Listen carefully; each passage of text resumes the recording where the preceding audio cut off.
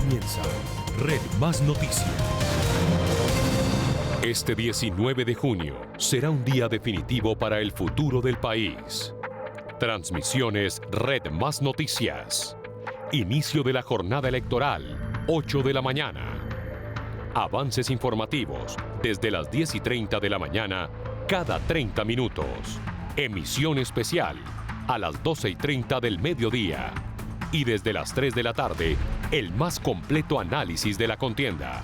Elecciones 2022 por Red Más Noticias. Elige bien. Elige el mejor análisis. Canales 107, 1007 HD. Por la señal de Claro. Y empezamos, mucha atención, la Fiscalía anuncia que abre investigación por el escándalo de los denominados petrovideos que se conocieron y se siguen revelando en las últimas horas. Tras recibir una denuncia de la red de veedurías, dice la Fiscalía que dispondrá de un equipo del CTI para iniciar las pesquisas del caso. El equipo valorará la relevancia jurídico-penal del material fílmico con el fin de impartir el trámite que corresponda. También anuncia la entidad que estará atenta a las informaciones respecto a la presunta infiltración ilícita hecha a la campaña del candidato presidencial del Pacto Histórico. Y el Gobierno Nacional tomó medidas en las zonas donde han denunciado casos de constreñimiento electoral. Además, anuncia un plan especial para prevenir que se presente compra de votos el próximo 19 de junio. Laura Cifuentes, ¿cuáles son las medidas? Buenas noches. Buenas noches, Paula. El ministro del Interior, Daniel Palacios, desde Putumayo, habló sobre estos detalles que se están ultimando para garantizar la seguridad de los colombianos el próximo 19 de junio a lo largo de las elecciones. Vamos a iniciar en este punto porque van a ser 240.000 hombres de la fuerza pública que van a estar desplegados en el territorio nacional, pero habrá un componente adicional de 20.000 hombres que van a estar en puntos críticos en territorios donde se han hecho denuncias de constreñimiento electoral, donde los grupos armados estarían amedrentando y amenazando a la sociedad para votar por X o por Y candidato. Ha dicho el ministro del Interior que estos hombres van a estar encargados de garantizar que los colombianos en estos puntos y en estas zonas vulneradas por la violencia pues puedan ejercer el derecho al voto. En cuanto al plan especial para evitar la compra de votos, es un plan que ha venido estructurando el Gobierno Nacional para fortalecer, por supuesto, las líneas de denuncia, pero también van a hacer un despliegue de por lo menos 5.000 fiscales a lo largo del territorio colombiano que van a estar atentos a estos presuntos delitos electorales. Asimismo, se van a hacer retenes en las vías del país para evitar el flujo de dinero en efectivo, para hacer precisamente ese control.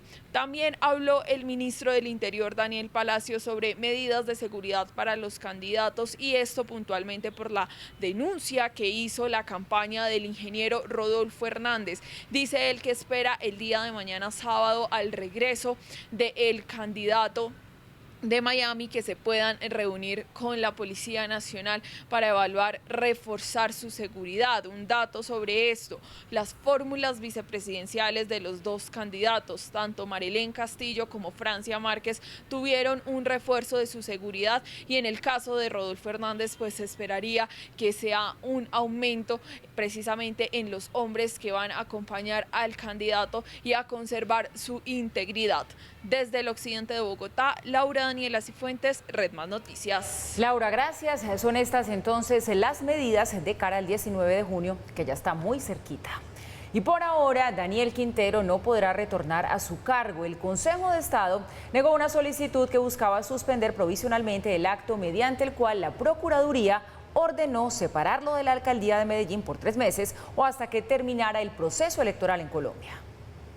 Quintero, su abogado y algunos seguidores presentaron recursos para tumbar su condición de suspendido porque consideraban que se estaba violando los derechos al debido proceso, al acceso a la administración de justicia, a elegir y ser elegidos. En relación con la medida cautelar que se presentó, no accediendo a ella, frente a lo cual no hay ningún recurso, y significa que el alcalde va a permanecer fuera del cargo mientras que esté vigente la suspensión que decretó la Procuraduría. El abogado insiste que la Viceprocuraduría suplantó a los procuradores delegados encargados del proceso de investigación contra Quintero, esto según el nuevo Código Disciplinario. Como lo venimos advirtiendo desde el primer momento, se está practicando por funcionarios que no tienen funciones jurisdiccionales y que han violado abiertamente el principio del juez natural. Ahora Quintero a través de Twitter afirmó que el Consejo de Estado negó la medida cautelar y dijo que Procuraduría puede destituir a líderes elegidos popularmente. Sin embargo, el alto tribunal no se refiere a una destitución. Por el contrario, añadió que la suspensión es necesaria y proporcional. Además, que el viceprocurador está facultado para realizar suspensiones de cargo. El viceprocurador general de la Nación tiene competencia preferente para asumir el conocimiento de la investigación seguida contra el alcalde por la presunta utilización del cargo para participar en las actividades de los partidos y movimientos políticos. La suspensión del cargo es una medida provisional, no definitiva. Por cierto, Quintero, tras su trino sobre el alto tribunal, hizo un curioso comentario que hace recordar lo que pasó el día de la primera vuelta presidencial, donde su esposa, Diana Osorio, afirmó que le quitó el celular a Daniel, puesto que el mandatario está suspendido. Dios, dame la tranquilidad de Gustavo para cuando me regañe Diana. Aún hay expectativa con lo que vaya a pasar con las medidas cautelares presentadas por Quintero ante la Comisión Interamericana de Derechos Humanos en Estados Unidos. Entre tanto, la Procuraduría inició una investigación disciplinaria al alcalde de Cali, Jorge Iván Ospina, por su presunta participación en política, al parecer a favor del candidato Gustavo Petro. El mandatario aseguró que está tranquilo y que está dispuesto a colaborar en todo lo que el ente de control requiera. Frente a la indagación que inició la Procuraduría General de la Nación al alcalde de Cali, Jorge Iván Ospina, el mandatario se muestra tranquilo y dispuesto a ofrecer toda la información requerida. Si algo soy yo, soy respetuoso de la Constitución y de la ley. Jamás se me ocurriría utilizar la institución alcaldía para la definición de una u otra candidatura. Somos de una escuela distinta. La mía es la que respeta la Constitución y la ley. Y por supuesto entendemos la función de la Procuraduría, entendemos su tarea, su responsabilidad y estaremos abiertos a presentar cualquier tipo de información que la Procuraduría General de la Nación así nos demande. Este proceso estaría relacionado con la denuncia que señala el alcalde Ospina de haber convocado supuestamente a una reunión con sus funcionarios para solicitar votos a favor de uno de los candidatos a la presidencia. Que explique el alcalde por qué en un consejo de gobierno le quitaron los celulares a todos los funcionarios públicos, reuniones que deben ser grabadas y deben tener acta, porque son reuniones públicas, oficiales. Los funcionarios que debe entrevistar la Procuraduría deberán decir la verdad, porque estarán bajo juramento. Es norma nuestra cuando adelantamos un proceso de un consejo de gobierno de tal importancia. Y por supuesto que existió la reunión, pero la reunión no es una reunión de participación en política, de directrices políticas. Los temas están definidos, están las actas, están los testigos. El mandatario caleño expresó que no siente que el proceso sea una persecución política por parte de la Procuraduría, sino de algunos partidos. ¿Sabes de dónde viene el acoso?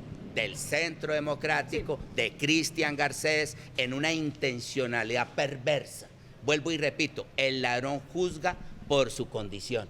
Hombre, Cristian, yo no funciono así. Soy un tipo ético y responsable y entiendo para qué es el ejercicio de lo público. Finalmente, el mandatario local manifestó que confía en los entes de control y no teme ser suspendido, basado en los resultados de anteriores investigaciones. Y seguimos hablando de política. A 9 días de las elecciones presidenciales, la actividad de los candidatos en redes sociales ha estado bastante movida. Hablamos con el jefe técnico de Bochica Networks, una firma especializada en procesos digitales, acerca del pulso político que también tiene lugar en ese mundo, en el mundo virtual. ¿Cuáles son esas nuevas alternativas que han ido utilizando los candidatos a la presidencia para acercarse a la ciudadanía? Las redes sociales lograron convertirse en ese escenario alternativo en el que los aspirantes a gobernar el país mantienen activos, por medio de agarrones de menos de 280 caracteres por Twitter y un par de bailes en TikTok. Muy viejo para tener TikTok. No me importa, no me importa, no me importa, no me importa, no me importa, no me importa, no me importa. La bola se me plan, claro que se me plan. No te estás jamaqueando como que son un ping-pong. Evidentemente TikTok es el fenómeno, digamos que el candidato Hernández tiene algo así como 50 millones o más de vistas o visitas en sus posts, que ni siquiera sumando todos los candidatos que han participado en la contienda se llega a ese número. Entonces eso le dio una posición bastante importante dentro de los jóvenes para, digamos, cautivar también mucho voto de opinión, ¿no? Pero ¿se puede decir realmente que las redes sociales definen lo que piensan los colombianos? Hoy día hay casi 37 millones de personas en Facebook, en Colombia únicamente, que mapea casi con el censo electoral. Obviamente habrá jóvenes que todavía no pueden votar, pero están en Facebook. Pero digamos que es una muestra bastante importante de la cual se pueden cosechar los comentarios para generar una métrica de opinión y tener una aproximación a más o menos cómo podría quedar la elección en este caso. Los noto asustados. Voy a ser su presidente. Y es que en estas elecciones este movimiento ha posicionado a unos como fenómenos de las redes sociales. Se ha visto que tanto Fico como Rodolfo Hernández son fenómenos de redes sociales porque ambos eran solamente alcaldes de sus ciudades respectivas y rápidamente tuvieron un crecimiento importante, tan es así pues que llegaron a la contienda en segundo y tercer lugar respectivamente. Entonces es innegable, digamos en oposición a lo que opinan muchas personas que conocen el tema político, pero de la forma antigua de hacer política. Hay muchos políticos que coinciden ahorita que el futuro de hacer política son las redes sociales y los partidos políticos digitales. Entonces, encontró este candidato un buen nicho para explotar y pues obviamente hay otros que llegan tarde a la contienda, ¿no? Tu maldita madrina.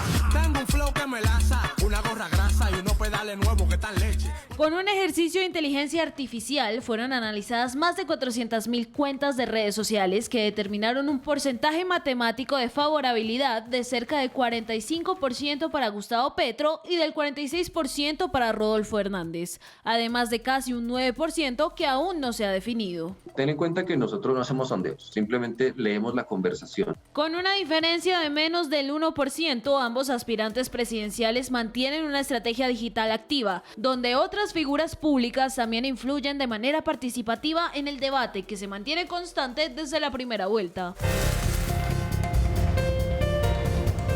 Dejamos la política de lado por un momento, hablamos ahora de lo que está pasando con el clima. El desbordamiento del río Bogotá tiene en alerta a varios municipios de Cundinamarca. Las lluvias no cesan y se monitorea la situación en el Salto del Tequendama, que presenta un alto volumen de descarga de agua. Hace pocos minutos se llevó a cabo un PMU, un puesto de mando unificado, con las autoridades encargadas de atender esta situación. Esto dijo la directora del IDEAM, Yolanda González. Hemos venido emitiendo alertas. En la cuenca alta, alerta naranja está vigente en el día de hoy. En la cuenca media mantenemos alerta naranja con algunas alertas puntuales. En el día de hoy hemos subido alerta roja a Sopó y a Nemocón. En la cuenca baja mantenemos la alerta roja especialmente en la llegada o la afluencia del río Bogotá hacia el río Magdalena. Tenemos alertas puntuales en Tocaima, en Tena y en Girardot. Por su parte, el gobernador de Cundinamarca, Nicolás García, afirmó que la alerta roja se mantiene en Soacha, en Cundinamarca. Tenemos municipios con afectaciones como Nemocón, Sopó, Chía, Gachancipá, Tocancipá y una alerta en Soacha. Hemos abierto las compuertas y el monitoreo se extiende hasta la cuenca baja y hasta el río Magdalena. Inclusive es importante anotar que también se hace un seguimiento permanente al estado de los jarillones y también debemos reconocer el extraordinario trabajo de la CAR en la adecuación hidráulica del río, que ha hecho que los efectos que tengamos hasta este momento sean mínimos. Efectos mínimos hasta el momento, pero el IDEAM, junto con la Gobernación de Cundinamarca y el Cuerpo de Bomberos del departamento, realizó más temprano un sobrevuelo y pudieron registrar desde el aire las primeras imágenes del desbordamiento del río Bogotá. Una situación que se presenta a la altura de los municipios de Tocancipá, Gachancipá, Sopó y Chía. En las imágenes aéreas se observan varios brazos del afluente a punto de desbordarse. Incluso hay zonas cercanas a los cultivos de flores de la sabana de Bogotá que ya están inundadas. Y eso no es todo, asimismo no dejan de sorprender las impresionantes imágenes del Salto del Tequendama. Como ya les contábamos, por las intensas lluvias de las últimas semanas ha aumentado de manera considerable la descarga del agua. Por eso se tomó la decisión de llevar a cabo la apertura gradual de las compuertas de Alicachín para aumentar el desagüe de 150 metros cúbicos por segundo a 220 metros cúbicos por segundo y de esta manera prevenir anegaciones. Imágenes impactantes estas que tienen ustedes allí que corresponden al Salto del Tequendama.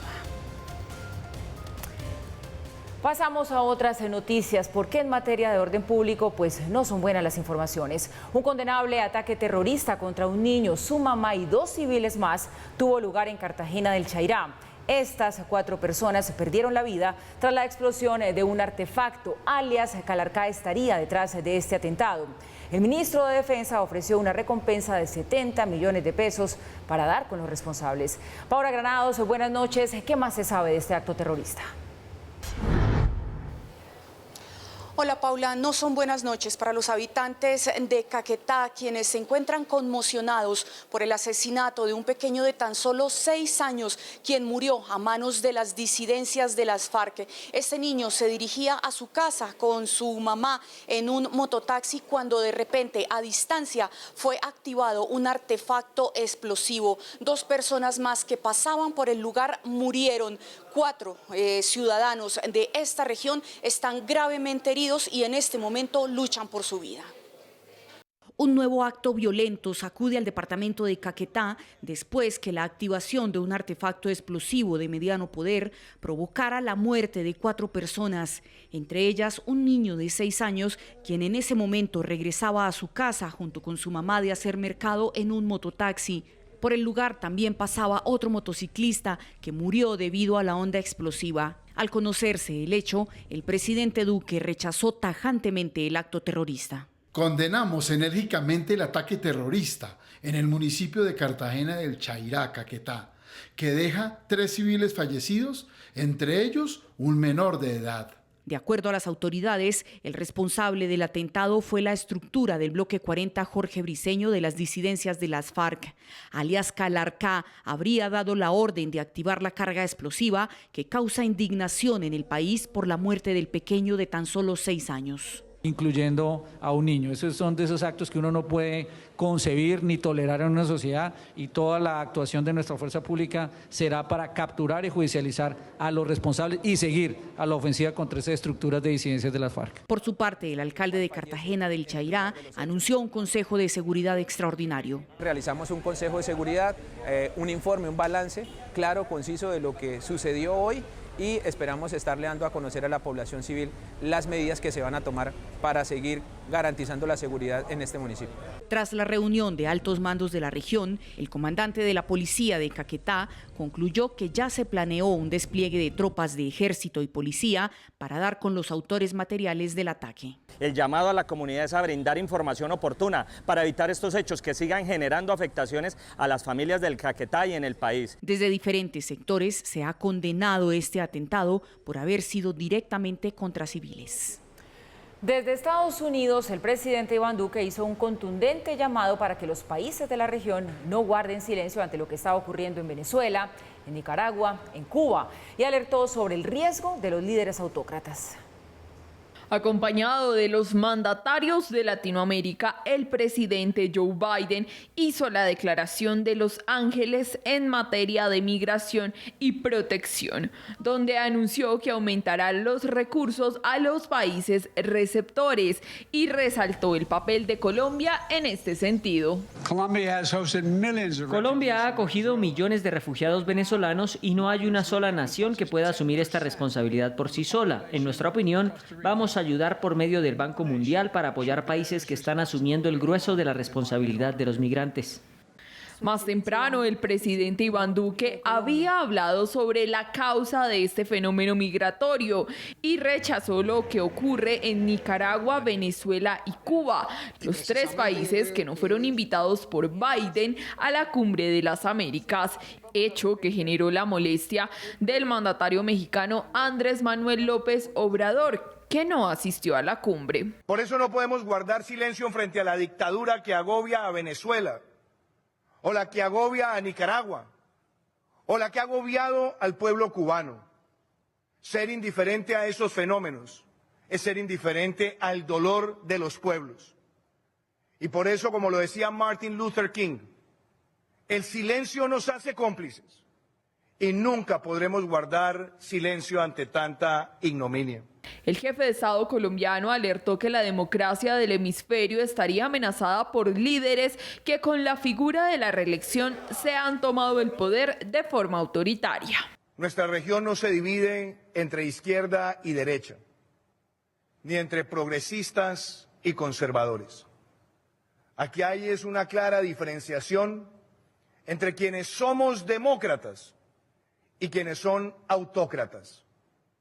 Aquí hay una clara diferencia entre quienes creemos que en democracia se ventilan las diferencias al sentir de las mayorías en las elecciones y no la imposición violenta y arbitraria de un querer frente a la población. El presidente Duque también respaldó la creación de la Alianza para la Prosperidad Económica propuesta por su homólogo Joe Biden, que pretende fortalecer las relaciones comerciales del país norteamericano y sus empresarios con naciones de América Latina.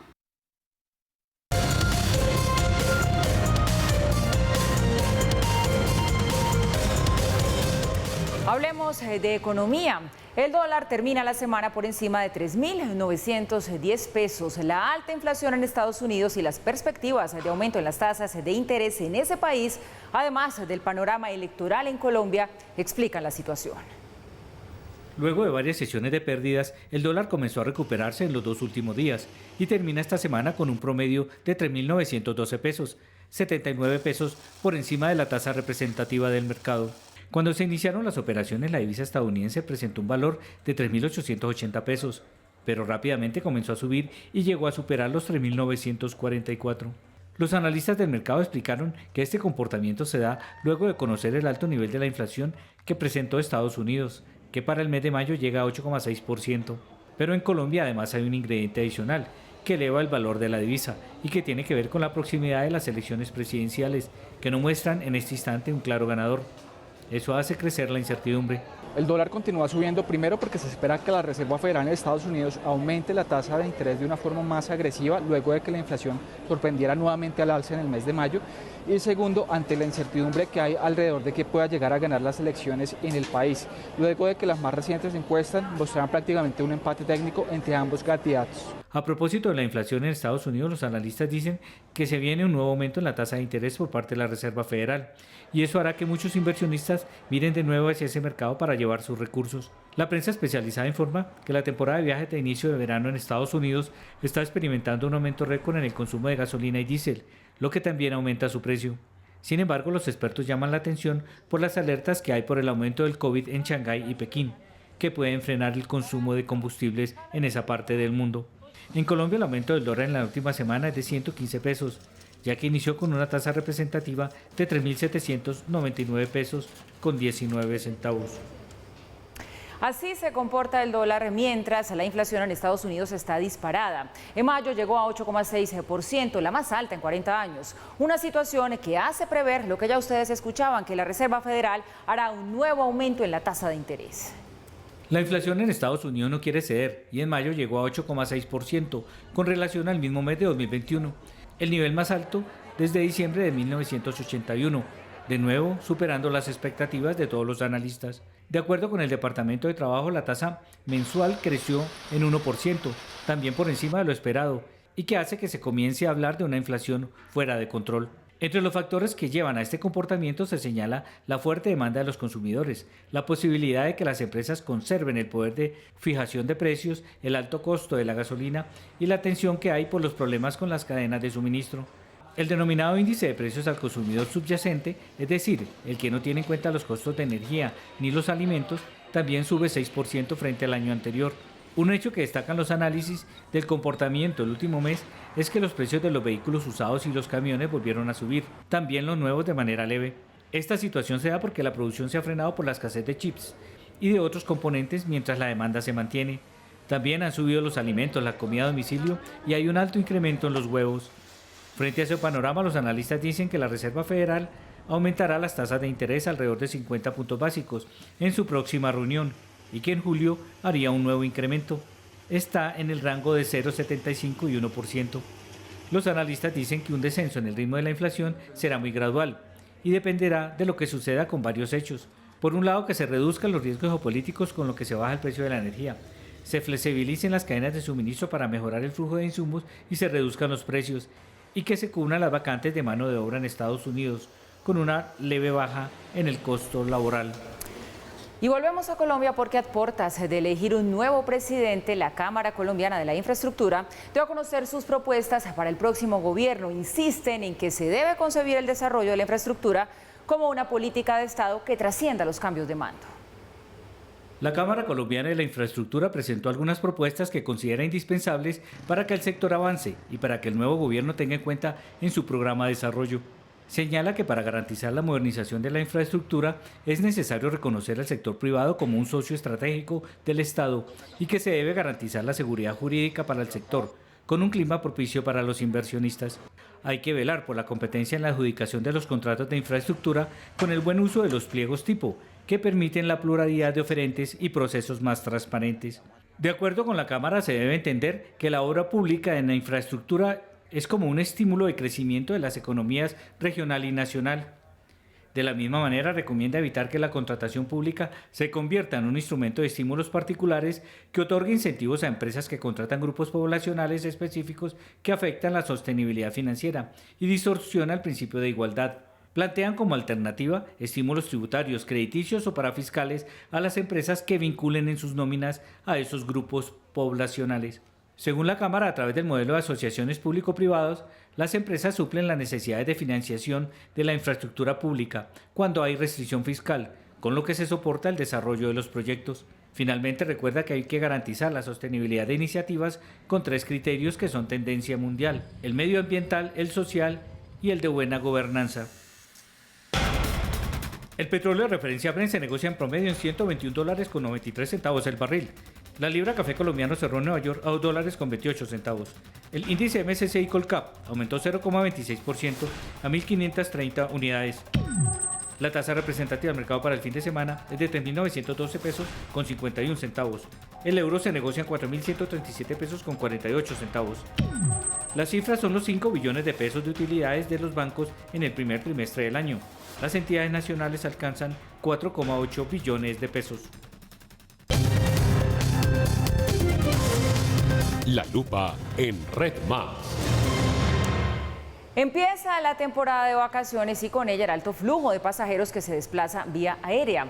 Por eso hoy le ponemos la lupa a los denominados pasajeros disruptivos. Estamos hablando de aquellos que no cumplen con las normas dentro de los aviones de Colombia y que se expondrían, atención a esto, a multas de hasta 14 millones de pesos, según lo ha dispuesto la Aeronáutica Civil. Les contamos cuáles son las faltas que más se cometen. La Aeronáutica Civil tiene en la mira a algunos pasajeros indisciplinados o aviones que cometen acciones que comprometen el buen desarrollo de las operaciones aéreas. Después de pandemia es un fenómeno que en la aviación global ha venido llamando la atención y es el comportamiento disruptivo de algunos pasajeros que toman vuelo y tienen un comportamiento que genera molestia entre los demás pasajeros, con las tripulaciones, con el personal en tierra.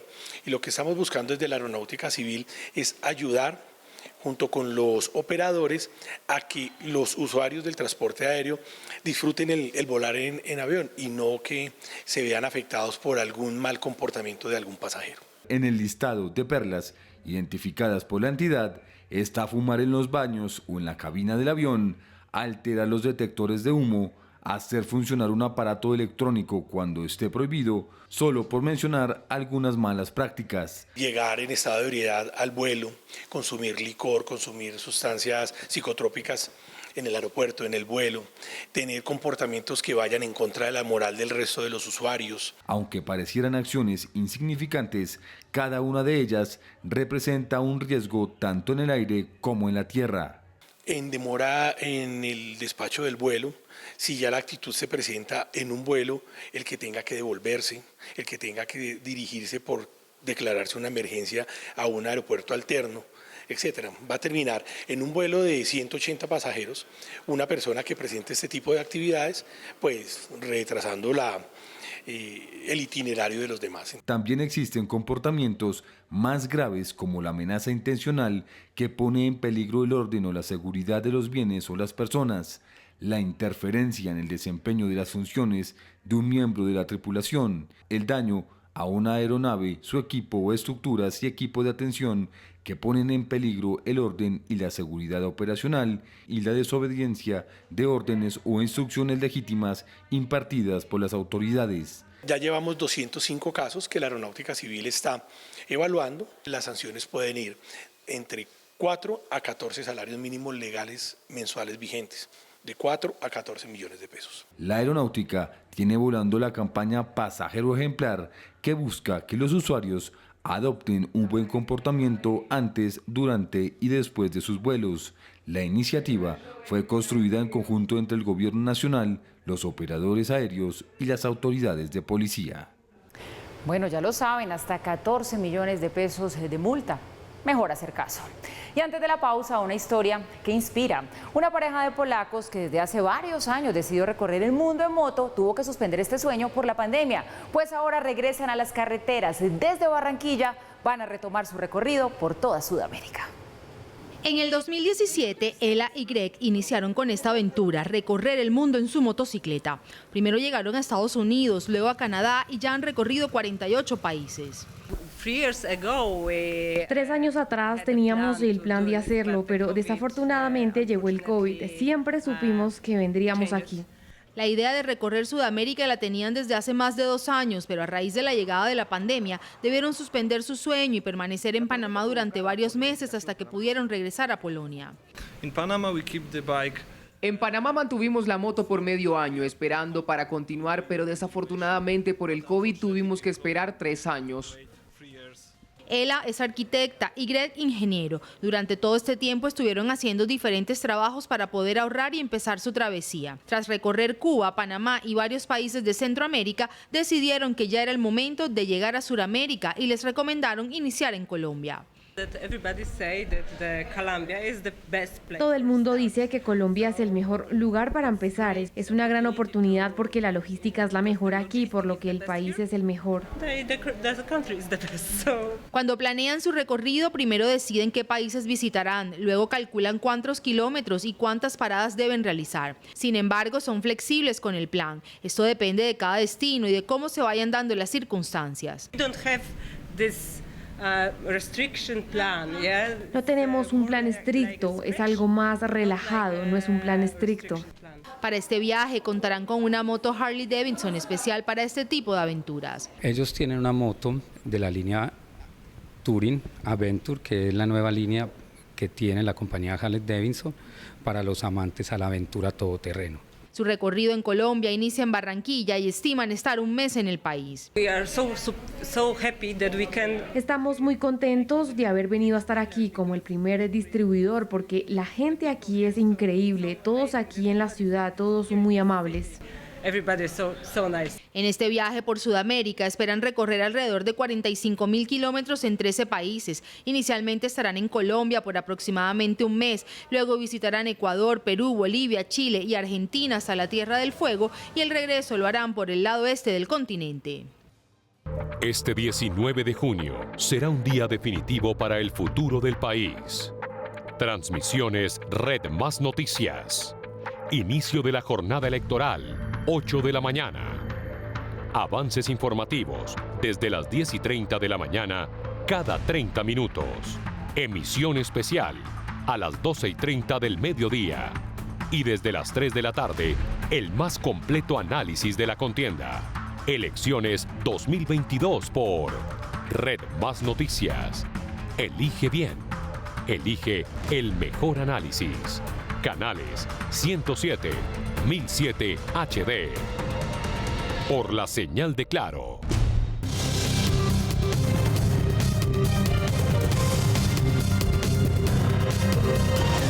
Regresamos Vamos con las noticias del mundo. El expresidente Donald Trump orquestó los disturbios en el Capitolio en 2021. Así lo aseguró en su primera audiencia pública el comité que investiga ese asalto. 1000 entrevistas de testigos y al menos 140.000 documentos que fueron inspeccionados durante 11 meses probarían que el exmandatario quería llevar a cabo un golpe de Estado.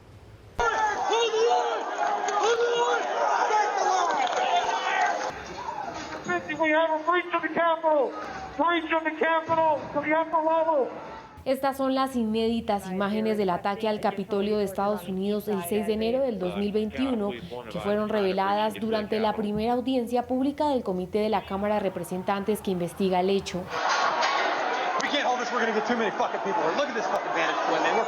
Audios de los cuerpos de emergencia e imágenes tomadas por los agentes que intentaron controlar los ataques revelan la magnitud de lo ocurrido.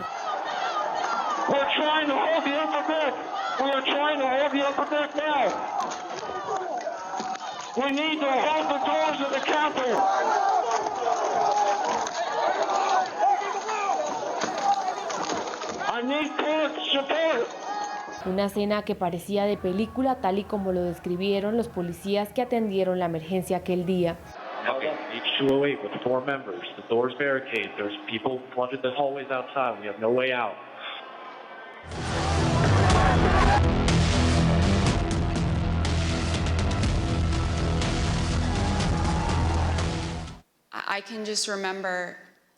Solo puedo recordar que mi respiración se atascó en mi garganta porque lo que vi fue solo una escena de guerra. Era algo como lo que había visto en las películas. No podía creer lo que veía. Había oficiales en el suelo, estaban sangrando, estaban vomitando. Un hecho que aseguran tuvo como centro de conspiración al entonces presidente Donald Trump. Quienes invadieron nuestro Capitolio y lucharon contra las fuerzas del orden público durante horas estaban motivados por lo que el presidente Trump les dijo, que se habían robado las elecciones y que él era el presidente legítimo. El presidente Trump convocó la multitud, reunió a la multitud y encendió la llama de ese ataque. Y que por primera vez calificaron como un intento de golpe de Estado. El 6 de enero fue la culminación de un intento de golpe de Estado, un intento descarado para derrocar al gobierno, como lo expresó un escritor poco después del 6 de enero. La violencia no fue un accidente, representa la última posición de Trump, la oportunidad más desesperada de tener la transferencia de poder. Acusaciones respaldadas por los testimonios del entonces fiscal general, la hija del exmandatario Ivanka y otros aliados que apuntaban a que Trump quería fomentar una reacción violenta bajo el falso pretexto de fraude electoral. Relatos de funcionarios de la Casa Blanca también revelaron que el expresidente no quería que cesara el ataque. A las 6:01 p.m. del 6 de enero, después de pasar horas viendo cómo una mafia violenta asediaba, atacaba e invadía nuestro Capitolio, Donald Trump tuiteó, pero no condenó el ataque, en cambio lo justificó. Esta fue solo la primera de 6 audiencias previstas para demostrar que el expresidente republicano habría conspirado para mantenerse ilegalmente en el poder, pero también para confirmar que, tal y como lo aseguró en las últimas horas el presidente Joe Biden, se trató de uno de los capítulos más oscuros en la historia de los Estados Unidos. Así que esta noche y durante las próximas semanas les vamos a recordar la realidad de lo que sucedió ese día. Pero nuestro trabajo debe hacer mucho más que mirar hacia atrás. La causa de nuestra democracia sigue en peligro. La conspiración para frustrar la voluntad del pueblo no ha terminado. Y nos vamos para Ucrania. Reino Unido advirtió que la ciudad de Mariupol, ahora bajo control ruso, está sufriendo un brote de cólera que podría convertirse en un problema sanitario si no se trata a tiempo. Asimismo, pidió la liberación inmediata de 3 combatientes británicos que fueron condenados a pena de muerte por Rusia. Un gran brote de cólera amenaza la ciudad de Mariupol, que tras fuertes ataques durante semanas fue tomada en mayo por el ejército ruso. La ciudad actualmente no cuenta con los servicios mínimos y su sistema sanitario está al borde del colapso. Al menos 100.000 personas que aún viven allí corren un riesgo creciente de contraer enfermedades. El alcalde aseguró que cada día extraen de entre los escombros entre 70 y 200 cuerpos. Entre tanto, Reino Unido expresó su preocupación luego de que combatientes británicos fueran condenados a muerte en Donetsk. Hablé con el canciller ucraniano para discutir los esfuerzos para asegurar la liberación de los prisioneros de guerra retenidos por representantes rusos. El juicio en su contra es un atroz incumplimiento de la Convención de Ginebra. Sin embargo, Rusia asegura que son mercenarios que deben ser juzgados por crímenes de guerra. Desde la ONU rechazaron la condena. Desde 2015 hemos observado que el llamado Poder Judicial en estas autoproclamadas repúblicas no ha cumplido con los requisitos justos esenciales de las garantías procesales, tales como audiencias públicas, independencia, imparcialidad de los tribunales y el derecho a no ser obligado a testificar. Aseguran que todos los hombres formaban parte de las Fuerzas Armadas ucranianas, por lo que no deben ser considerados como mercenarios. Siguen los rumores sobre el estado de salud del presidente ruso Vladimir Putin. El diario británico The Sun asegura que, según fuentes del Kremlin, el mandatario recibió asistencia médica urgente a principios de esta semana y que tras una sesión virtual de 90 minutos con sus jefes militares, habría comenzado a sentir un fuerte malestar, debilidad y mareos, por lo que sus médicos le habrían ordenado que no hiciera ninguna aparición pública prolongada. Sin embargo, este jueves el mandatario hizo una aparición en Moscú, en la que incluso se comparó con el zar Pedro el Grande. Entre tanto, el Papa Francisco se reunió en el Vaticano con la presidenta de la Comisión Europea, Ursula von der Leyen, a quien recibió en silla de ruedas. La guerra en Ucrania y la urgencia por evitar una crisis global de alimentos fue el eje central de ese encuentro. Los problemas de rodillas siguen afectando al Papa Francisco. El pontífice de 85 años se mostró el viernes en silla de ruedas al recibir a la presidenta de la Comisión Europea, Ursula von der Leyen, y anunció que debió posponer su viaje a República Democrática de Congo y a Sudán del Sur, previsto del 2 al 7 de julio. Según informó el viernes el Vaticano, la decisión se tomó a solicitud de sus médicos y con el fin de no comprometer los resultados de una terapia de la rodilla aún en curso. La gira se realizará en una fecha ulterior que queda por definir. Francisco ha sufrido dolores en su rodilla derecha en las últimas semanas y el mes pasado apareció por primera vez en la silla de ruedas en un evento público. Ha suspendido numerosos compromisos como un viaje previsto al Líbano en junio y se le ha visto a veces con dificultades para caminar. El Vaticano no ha informado oficialmente sobre qué tipo de problema tiene el pontífice, aunque algunas personas han asegurado que padece de una artritis crónica. Y Estados Unidos, atención, anunció que ya no será necesario presentar prueba COVID para entrar al país. La medida fue aprobada por los Centros para el Control de Enfermedades y entrará en vigor a partir del próximo lunes 12 de junio. Sin embargo, la decisión podría ser revertida si surgen nuevas variantes de COVID-19 o si se registra un aumento significativo de casos. La decisión fue tomada ante la presión de las aerolíneas que aseguran la medida había causado una disminución en la compra de tiquetes aéreos a nivel internacional. Este 19 de junio será un día definitivo para el futuro del país. Transmisiones Red Más Noticias. Inicio de la jornada electoral, 8 de la mañana. Avances informativos desde las 10:30 de la mañana, cada 30 minutos. Emisión especial a las 12:30 del mediodía. Y desde las 3 de la tarde, el más completo análisis de la contienda.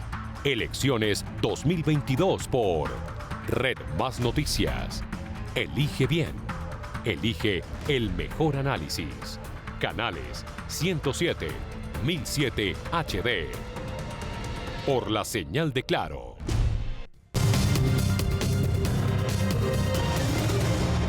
Comienza nuestra segunda hora de información. Bienvenidos. Y la noticia está con el condenable ataque terrorista contra un niño, su mamá y 2 civiles más, quienes perdieron la vida tras la explosión de un artefacto en Caquetá. Alias Calarcá estaría detrás de este atentado. El ministro de Defensa ofreció hace poco una recompensa de 70 millones de pesos para dar con los responsables. Un nuevo acto violento sacude al departamento de Caquetá después que la activación de un artefacto explosivo de mediano poder provocara la muerte de 4 personas, entre ellas un niño de 6 años, quien en ese momento regresaba a su casa junto con su mamá de hacer mercado en un mototaxi. Por el lugar también pasaba otro motociclista que murió debido a la onda explosiva. Al conocerse el hecho, el presidente Duque rechazó tajantemente el acto terrorista. Condenamos enérgicamente el ataque terrorista en el municipio de Cartagena del Chairá, Caquetá, que deja 3 civiles fallecidos, entre ellos un menor de edad. De acuerdo a las autoridades, el responsable del atentado fue la estructura del bloque 40 Jorge Briceño de las disidencias de las FARC. Alias Calarcá habría dado la orden de activar la carga explosiva que causa indignación en el país por la muerte del pequeño de tan solo 6 años. Incluyendo a un niño. Esos son de esos actos que uno no puede concebir ni tolerar en una sociedad, y toda la actuación de nuestra fuerza pública será para capturar y judicializar a los responsables y seguir a la ofensiva contra esas estructuras de disidencias de las FARC. Por su parte, el alcalde de Cartagena del Chairá anunció un consejo de seguridad extraordinario. Realizamos un consejo de seguridad, un informe, un balance claro, conciso de lo que sucedió hoy, y esperamos estarle dando a conocer a la población civil las medidas que se van a tomar para seguir garantizando la seguridad en este municipio. Tras la reunión de altos mandos de la región, el comandante de la policía de Caquetá concluyó que ya se planeó un despliegue de tropas de ejército y policía para dar con los autores materiales del ataque. El llamado a la comunidad es a brindar información oportuna para evitar estos hechos que sigan generando afectaciones a las familias del Caquetá y en el país. Desde diferentes sectores se ha condenado este atentado por haber sido directamente contra civiles. Y hoy se conoció una nueva encuesta de cara a las elecciones del próximo 19 de junio. Los resultados arrojan una apretada diferencia entre los candidatos que disputan la segunda vuelta y un aumento significativo del voto en blanco. La encuesta de Invamer para Noticias Caracol, Blue Radio y el periódico El Espectador dio a conocer que la segunda vuelta la estaría liderando el ingeniero Rodolfo Hernández con una votación del 48,2% sobre el exalcalde de Bogotá, Gustavo Petro, que alcanzaría el 47,2%, mientras el voto en blanco llegaría al 4,7%. El sondeo tuvo en cuenta además cómo ha cambiado la intención de voto desde noviembre del 2021 hasta la fecha, evidenciando que el candidato del pacto histórico ha caído del 58,7% al 47,2%, y en el caso del ingeniero Hernández ha pasado del 37,6% hasta el 48,2%, además de un aumento del voto en blanco. También muestra que el ingeniero Hernández tendría más votantes en las zonas rurales, con un 54,3% sobre el candidato Petro, que llegaría al 39,4%, mientras que en las zonas urbanas el exalcalde de Bogotá tendría un 49,3% sobre Rodolfo Hernández, que alcanzaría el 46,5%. En cuanto a las regiones, los resultados serían de la siguiente manera. En la región Caribe, Gustavo Petro tendría una intención de voto del 57,9% y Rodolfo Hernández del 41,5%. Pese a que no ganaría en esta zona, el ingeniero logró subir la intención de voto, que para el mes de mayo estaba en el 35,3%. En Bogotá, el candidato Petro lidera la intención de voto con un 57,7% sobre el ingeniero Hernández, que alcanzaría un 38,8%, pero en la región Centro Oriente es el exalcalde de Bucaramanga el que encabezaría los resultados con un 64,3% sobre Gustavo Petro, que tendría el 30,2%. Un panorama similar que se da en la región cafetera, donde el candidato de la Liga Anticorrupción tendría el 59,4% sobre un 34,6% al que llegaría el exalcalde de Bogotá, mientras que el suroccidente del país estaría más inclinado por el aspirante del pacto histórico con un 65,1% sobre el 27,6% que lograría Rodolfo Hernández. Invamer usó la técnica de recolección de votos con encuestas personales en el hogar por medio de tablets y tarjetón para las preguntas de intención de voto. Se realizó del 3 al 7 de junio y se hicieron 2.000 encuestas. Tras la revelación de los denominados Petrovideos, el nombre de Vinicio Alvarado cobró relevancia. Se trata de uno de los estrategas de la campaña del Pacto Histórico. De él se sabe que es ecuatoriano y que está sentenciado por corrupción en su país. Se trata del publicista ecuatoriano Vinicio Alvarado, quien está prófugo de la justicia de Ecuador, condenado por corrupción. Alvarado fue asesor de la primera campaña presidencial de Rafael Correa en el 2006 y tras llegar al poder fue nombrado como secretario nacional de la Administración Pública de Presidencia hasta el 2013. Ese mismo año también fue designado como ministro de Turismo por un año. Según la condena impuesta por la justicia ecuatoriana en el 2020, Alvarado fue el gestor, receptor y beneficiario de aportes ilegales de empresas al partido de Rafael Correa. El publicista también ha trabajado para Cristina Fernández de Kirchner en Argentina y trabaja con Gustavo Petro en Colombia desde el 2018, siendo el estratega de su campaña presidencial en segunda vuelta y en la actualidad ha sido protagonista en diferentes momentos de su campaña. La mención de Roy Barreras a Vinicius en uno de los petrovideos no es la única aparición del publicista ecuatoriano en este escándalo. Decía Vinicius que es una señora de calidad, que nadie la puede tratar mal. En otro de los videos se ve a Vinicio Alvarado hablando por videoconferencia con Petro, su esposa Verónica Alcocer y Armando Benedetti sobre el posible despido de la asesora de comunicaciones María Antonia Pardo sin que los afecte. Hay que tener cuidado en el momento de si van a tomar la decisión respecto de María Antonia, porque tiene información importante, conoce detalles, ustedes conocen las filtraciones de los últimos días, con día, hora, que nos reunimos y todo eso, ¿no? Aunque las filtraciones de los videos dejan ver el vínculo existente entre el ex asesor de Rafael Correa y Petro, algunos integrantes del pacto histórico niegan que Vinicio Alvarado trabaje con Petro, entre ellos Armando Benedetti. El asesor de comunicaciones Sebastián Guanumén dice que Vinicio no está en Colombia, pero es uno de los estrategas del candidato. Bueno, y a propósito de todo este caso, la Fiscalía acaba de anunciar que abre investigación por el escándalo de esos denominados petrovideos. Tras recibir una denuncia de la red de veedurías, dice la Fiscalía que dispondrá de un equipo del CTI para iniciar las pesquisas correspondientes. El equipo valorará la relevancia jurídico-penal del material fílmico con el fin de impartir el trámite que corresponda. La Fiscalía anunció que también estará atenta a las informaciones respecto a la presunta infiltración ilícita hecha a la campaña del candidato presidencial del Pacto Histórico. Bueno, en el otro lado, en la otra orilla, el candidato presidencial Rodolfo Hernández explicó por qué la cédula de su hija sigue activa. Aclaró que pese a su desaparición forzada, sus documentos siguen vigentes hasta que un juez de la República declare su muerte. Además, pidió respeto y aseguró que en política no todo se vale.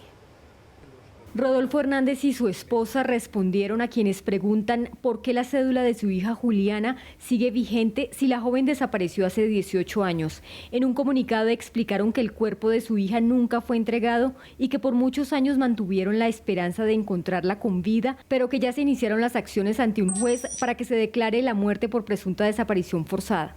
Mientras la autoridad judicial no lo declare, el estado civil de mi hija no va a cambiar. Razón por la cual su cédula de ciudadanía continúa activa y los bienes que le pertenecen continúan registrados a su nombre. La familia rechazó las burlas que se han difundido a través de redes sociales e hizo un llamado para que no se siga haciendo política con el secuestro de Juliana. En política no todo se vale, por lo que reiteramos nuevamente la invitación a nuestros detractores para que respeten el dolor ajeno y no se aprovechen de las tragedias personales para intentar desprestigiarnos con noticias falsas. Expertos en derecho electoral confirmaron que por ley no se le puede dar de baja a una cédula de ciudadanía solo porque la persona haya desaparecido. Para eso se prevé por la ley y el Código Civil el trámite de muerte presunta que se debe de realizar ante la ausencia de una persona y de noticias sobre esa persona después de 2 años. Para que el juez lo declare, se publica la sentencia y ya cobraría los efectos para que se extienda el registro civil ya es de función por la muerte presunta y se pueda cancelar su inscripción en el censo electoral y en el registro civil. Los cuestionamientos hacia la familia de Rodolfo han sido rechazados por diferentes sectores políticos. Sergio Fajardo, la guerra entre campañas se salió de control y de cualquier límite ético que pudiera existir.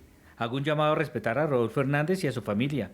Las batallas sucias de hoy son el preámbulo de confrontación violenta de mañana. Es hora de cuidar a Colombia. Carlos Fernando Galán. Los que están revictimizando a Rodolfo Hernández y a su familia con los ataques sobre la desaparición de su hija no pueden decir que están a favor de la paz. y los derechos de las víctimas. El ingeniero ya había informado anteriormente que existía un inmueble a nombre de su hija y que incluso el canon de la administración va a una cuenta bancaria de Juliana. A propósito de Rodolfo Hernández, el ingeniero estuvo en Miami en entrevista con Jaime Bailey. Habló allí de su programa de gobierno, de las amenazas y hasta de su contendor, de Gustavo Petro, de quien asegura es chavista. En entrevista con el periodista peruano Jaime Bailey, en Estados Unidos, el ingeniero Rodolfo Hernández no dejó duda de que su contrincante en segunda vuelta, Gustavo Petro, es chavista y buscaría perpetuarse en el poder. Yo no creo que haya dejado de ser chavista. ¿Crees que sigue siéndolo? Sí, es cierto, y sigue siéndolo y seguirá siéndolo. Y el resultado, en el hipotético y remoto caso que él gane, se van a arrepentir los colombianos con el accionar ejecutivo que va a hacer. Ante esa respuesta, el entrevistado le interrogó que si creería que Petro modificaría la constituyente en busca de una reelección, y esto contestó. Muy seguramente en la primera semana, y yo creo que ya tienen las acciones jurídicas para hacer eso. Continuando con la posibilidad de extender el periodo, Hernández dejó claro que su periodo será de 4 años. Si tú ganas, ¿te comprometes a gobernar solo un periodo de 4 años? Sí, es que tampoco aguanto más. Tengo 77. Bueno. Y 4 largos, salgo de 82. Hernández calificó a Gustavo Petro como un segundo Nicolás Maduro, de quien manifiesta no sabe cuánto durará en el poder. Si Petro gana, yo no sé cuánto dure. Ese es otro Maduro. Yo no sé cuánto va a durar, porque sería imposible hacer una proyección de las intenciones de quedarse. Pero trataría de quedarse todo el tiempo que pueda. Todo el tiempo que pueda. Igual que lo que está pasando en Venezuela. Ante la posibilidad de que Rodolfo llegue a ser presidente, este dejó claro que no invitaría a Nicolás Maduro ni a nadie a su posesión. Sobre las amenazas contra su vida, de las que denunció un supuesto plan, Hernández acusó a la campaña del Pacto Histórico. Yo nunca he sentido miedo, pero hoy sí. Cuando vi lo que está pasando por las redes con Gustavo Petro y todos los compinches que tiene. Sí. El Benedetti, el Roy Barreras, Piedad Córdoba y otros peores que esos. Está rodeado de lo peor de la política colombiana. Afirma que no le preocupa la leve ventaja que le lleva Petro en algunas encuestas que se han hecho en el país y se mostró seguro de que va a ganar en segunda vuelta. No. ¿Crees que esa encuesta mide bien la realidad? Yo creo que sí. Y la encuesta es una foto de un momento, de acuerdo con las preguntas, el universo. Frente a la decisión de Sergio Fajardo de votar en blanco, dejó claro que no le sorprende. Yo lo interpreto que sigue sin definir. Y esa indefinición que históricamente ha tenido lo ha llevado a perder votación, a perder apoyos electorales. Ante la indecisión de los electores, Hernández deja claro que cuando fue elegido alcalde de Bucaramanga solo tenía un 8% en las encuestas y que la opinión del voto en blanco solo beneficia a uno. Yo creo que entre más votos blancos hayan, más favorecen a Petro. Yo también, claro. Ante la larga polémica suscitada por unas declaraciones suyas sobre las mujeres, el aspirante habló sobre qué representan para él las mujeres. Como me dicen que yo no quiero las mujeres, que las quiero en la casa, eso es pura mentira. Claro. Me sacaron de contexto. ¿Qué machista? Primero ella. Claro. Hoy es la gerente de la campaña. No se hace nada. Todo lo que es la administración y la financiación, manejar la platica de la campaña es ella. Yo no me meto en eso y lo ha hecho de maravilla. Hernández dice que de ser elegido presidente el 7 de agosto se posicionaría en Piedecuesta, Santander. Solo invitaría a su mamá, a sus hijos, a su esposa y al presidente del Senado, quien actuaría como notario en la posesión. La Procuraduría inició una investigación disciplinaria al alcalde de Cali, Jorge Iván Ospina, por su presunta participación en política, al parecer a favor del candidato Gustavo Petro. El mandatario aseguró que está tranquilo y dispuesto a colaborar. Frente a la indagación que inició la Procuraduría General de la Nación al alcalde de Cali, Jorge Iván Ospina, el mandatario se muestra tranquilo y dispuesto a ofrecer toda la información requerida. Si algo soy yo, soy respetuoso de la Constitución y de la ley. Jamás se me ocurriría utilizar la institución alcaldía para la definición de una u otra candidatura. Somos de una escuela distinta. La mía es la que respeta la Constitución y la ley. Y por supuesto entendemos la función de la Procuraduría, entendemos su tarea, su responsabilidad y estaremos abiertos a presentar cualquier tipo de información que la Procuraduría General de la Nación así nos demande. Este proceso estaría relacionado con la denuncia que señala el alcalde Ospina de haber convocado supuestamente a una reunión con sus funcionarios para solicitar votos a favor de uno de los candidatos a la presidencia.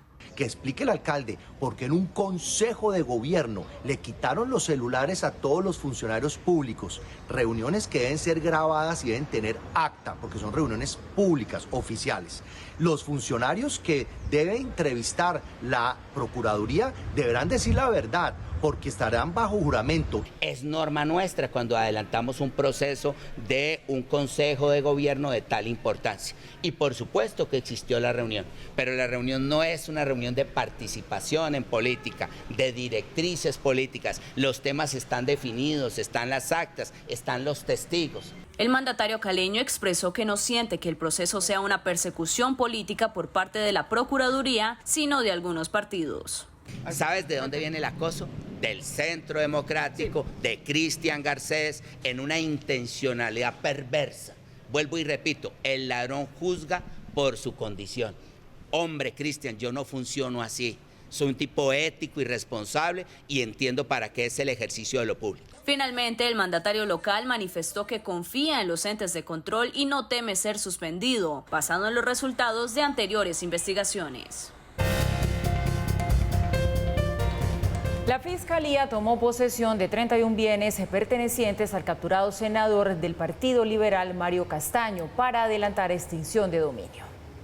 La Fiscalía ocupó con fines de extinción de dominio 31 bienes del senador Mario Castaño Pérez, quien fue capturado el miércoles de esta semana a las afueras del Congreso. Las propiedades están avaluadas en cerca de 5.000 millones de pesos y se encuentran ubicadas en Risaralda, Caldas, Antioquia, Chocó y Bolívar. Un fiscal de la Dirección Especializada de Extinción del Derecho de Dominio, adscrito a la delegada para las finanzas criminales, impuso medidas cautelares de suspensión del poder dispositivo, embargo, secuestro y toma de posesión sobre 21 muebles urbanos, 7 vehículos, 2 sociedades y un establecimiento de comercio que pertenecerían al senador. Tras las verificaciones respectivas se constató que algunas estaban a nombre de familiares y personas cercanas al congresista. Esta acción se da producto de una compulsa de copias realizada por la Sala Especializada de Instrucción de la Corte Suprema de Justicia por la presunta participación en una red de corrupción que habría gestionado el congresista de manera irregular de contratos en varios departamentos y entidades del orden nacional. Los bienes afectados con medidas cautelares quedaron a disposición de la Sociedad de Activos Especiales. La inflación, fenómeno mundial, en Estados Unidos está disparada. En mayo llegó a 8,6%, la más alta en 40 años. Una situación que hace prever que la Reserva Federal hará un nuevo aumento en la tasa de interés. La inflación en Estados Unidos no quiere ceder y en mayo llegó a 8,6% con relación al mismo mes de 2021, el nivel más alto desde diciembre de 1981, de nuevo superando las expectativas de todos los analistas. De acuerdo con el Departamento de Trabajo, la tasa mensual creció en 1%, también por encima de lo esperado, y que hace que se comience a hablar de una inflación fuera de control. Entre los factores que llevan a este comportamiento se señala la fuerte demanda de los consumidores, la posibilidad de que las empresas conserven el poder de fijación de precios, el alto costo de la gasolina y la tensión que hay por los problemas con las cadenas de suministro.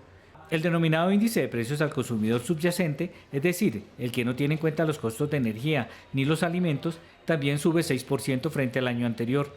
Un hecho que destacan los análisis del comportamiento del último mes es que los precios de los vehículos usados y los camiones volvieron a subir, también los nuevos de manera leve. Esta situación se da porque la producción se ha frenado por la escasez de chips y de otros componentes mientras la demanda se mantiene. También han subido los alimentos, la comida a domicilio y hay un alto incremento en los huevos. Frente a ese panorama, los analistas dicen que la Reserva Federal aumentará las tasas de interés alrededor de 50 puntos básicos en su próxima reunión y que en julio haría un nuevo incremento. Está en el rango de 0,75 y 1%. Los analistas dicen que un descenso en el ritmo de la inflación será muy gradual y dependerá de lo que suceda con varios hechos. Por un lado, que se reduzcan los riesgos geopolíticos con lo que se baja el precio de la energía, se flexibilicen las cadenas de suministro para mejorar el flujo de insumos y se reduzcan los precios, y que se cubran las vacantes de mano de obra en Estados Unidos, con una leve baja en el costo laboral. Y tenemos que hablar hoy también del dólar, que termina la semana por encima de los 3.910 pesos. Como ya lo veíamos, la alta inflación en Estados Unidos, las perspectivas de aumento de las tasas de interés en ese país, además del panorama electoral aquí en Colombia, explican la situación. Luego de varias sesiones de pérdidas, el dólar comenzó a recuperarse en los 2 últimos días y termina esta semana con un promedio de 3.912 pesos, 79 pesos por encima de la tasa representativa del mercado. Cuando se iniciaron las operaciones, la divisa estadounidense presentó un valor de 3.880 pesos, pero rápidamente comenzó a subir y llegó a superar los 3.944. Los analistas del mercado explicaron que este comportamiento se da luego de conocer el alto nivel de la inflación que presentó Estados Unidos, que para el mes de mayo llega a 8,6%.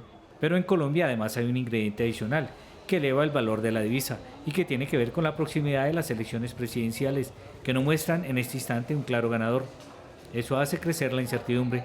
El dólar continúa subiendo primero porque se espera que la Reserva Federal de Estados Unidos aumente la tasa de interés de una forma más agresiva luego de que la inflación sorprendiera nuevamente al alza en el mes de mayo, y segundo, ante la incertidumbre que hay alrededor de que pueda llegar a ganar las elecciones en el país, luego de que las más recientes encuestas mostraran prácticamente un empate técnico entre ambos candidatos. A propósito de la inflación en Estados Unidos, los analistas dicen que se viene un nuevo aumento en la tasa de interés por parte de la Reserva Federal, y eso hará que muchos inversionistas miren de nuevo hacia ese mercado para llevar sus recursos. La prensa especializada informa que la temporada de viajes de inicio de verano en Estados Unidos está experimentando un aumento récord en el consumo de gasolina y diésel, lo que también aumenta su precio. Sin embargo, los expertos llaman la atención por las alertas que hay por el aumento del COVID en Shanghái y Pekín, que pueden frenar el consumo de combustibles en esa parte del mundo. En Colombia, el aumento del dólar en la última semana es de 115 pesos, ya que inició con una tasa representativa de 3.799 pesos con 19 centavos.